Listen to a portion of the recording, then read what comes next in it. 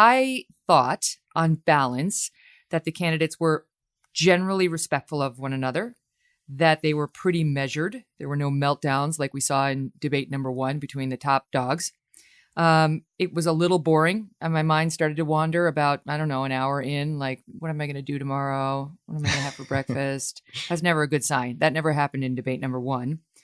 And I thought the moderator, Susan Page, was fair. I don't think any criticisms of her today as being biased toward one side or the other are fair. I went back and looked at every single question in the transcript, and she was right down the middle, and she was pretty vanilla in the way she phrased the questions. She covered things you'd expect, Obamacare, China, trade, COVID, the economy, fracking, climate change. I mentioned, it was Supreme Court. It was all stuff you'd expect. Abortion. Maybe the topic selection leaned left a little, but not enough to really criticize Susan Page. So that was my overall thought. What'd you think? Yeah, I would say the same thing. I thought that she did a pretty good job. I will say it seemed that she was very interested in two things: in asking her questions, which I thought they were good questions, not really super interested in the answers and in whether the candidates actually answered the questions. I would say both sides, Mike Pence and Kamala Harris, didn't exactly give a straight answer to specific questions, and there was no follow-up to press for that. That's because she was scared, Liz, that she was going to lose control, like we saw with Chris Wallace. You could see the fear in her eyes, like, oh God, I don't want the train to go off the rails. Yeah, I think it was a little different scenario now that President Trump was not up there.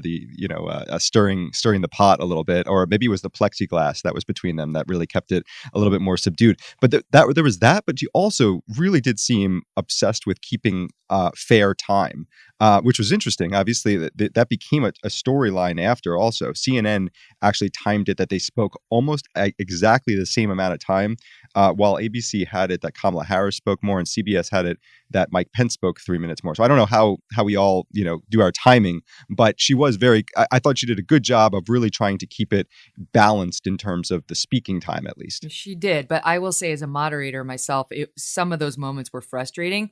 I liked that she left it up to the candidates to beat up on one another. That was good, I thought. And, but there were a couple of moments where I would have loved if she just would have given us a moment of, so what is the answer? Yes or no?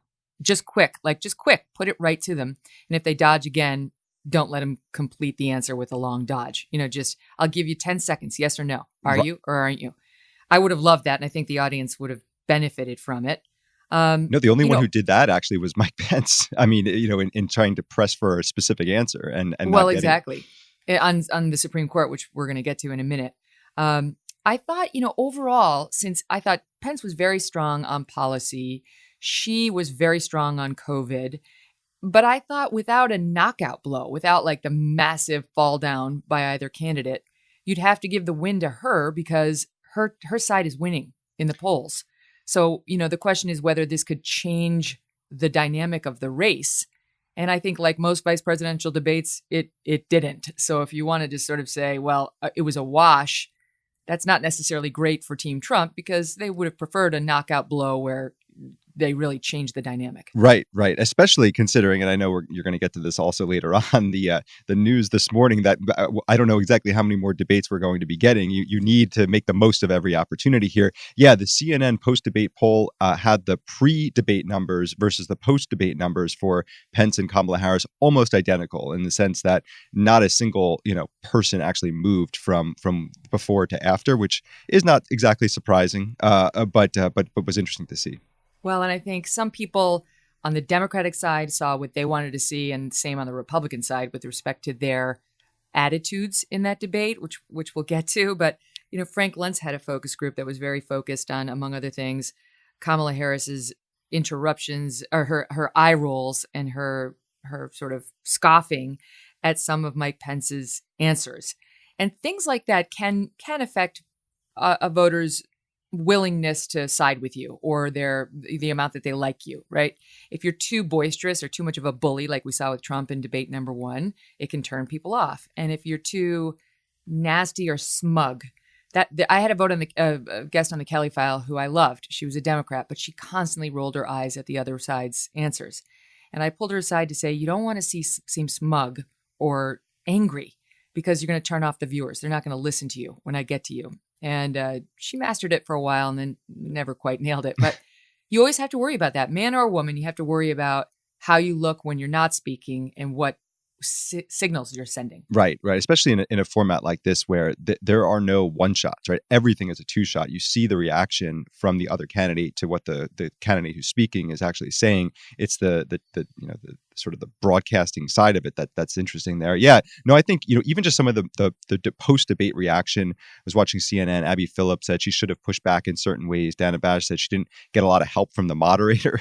So I don't know why she would get help from the moderator, but that was notable, which all sort of translates to me that, Harris did fine, but not great.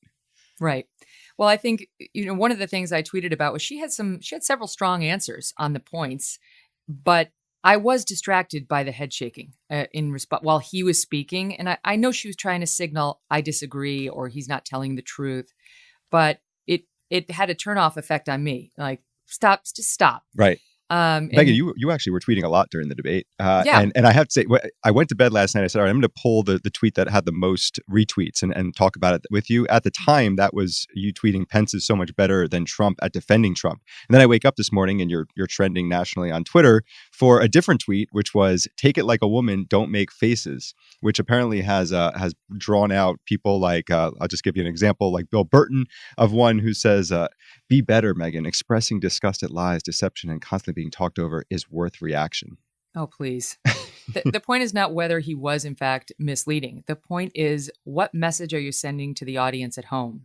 You want to project calm, cool, controlled, and ready to go when it's your turn. Respectful of the process and ready to go when it's your turn. There are a lot of moments in these presidential debates where you could be doing that, but let's put the first presidential debate of this cycle to the side, but usually the candidates will try to maintain their poker face until you get to them out of respect for the audience who is trying to listen and doesn't want to see scoffing. And I think between the head shaking and she had a couple of, the thing about I'm speaking. When she first did it, I liked it. Because I do think when you get interrupted, and it does happen a lot to women in the boardrooms and so on, I do believe more than men, it's a good tool. I'm speaking or I'm not done. I like that. But used too much, it crosses over to, what is this? An attempted feminist moment, or she was clearly trying to project like, you're rude. The floor is mine and I will not cede it.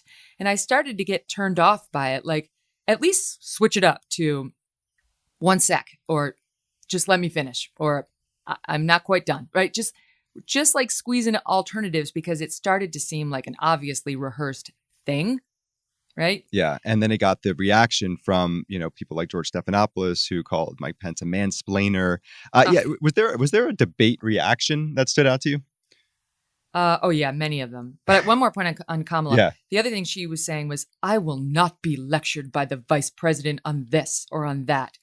And it was just, I think she was dying for him to do something really sexist, and he didn't.